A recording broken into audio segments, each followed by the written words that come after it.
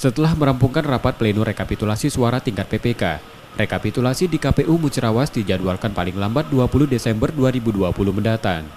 Di Kecamatan Tugumulyo salah satunya, perekapan suara di tingkat kecamatan ini meliputi 17 desa dan satu kelurahan dengan 103 tempat pemungutan suara atau TPS. Ketua PPK Tugumulyo menerangkan, penghitungan suara dihadiri saksi dari paslon.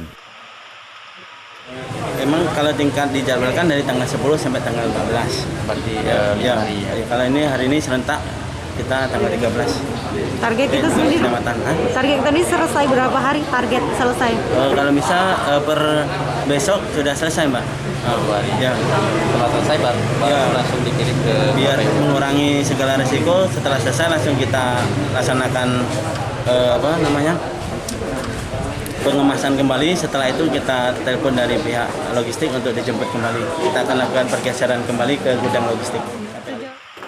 Untuk jumlah daftar pemilih tetap atau DPT mencapai 34.094 pemilih dengan partisipasi mencapai 80%. Sukma Aldino, Kompas TV, Musirawas, Sumatera Selatan.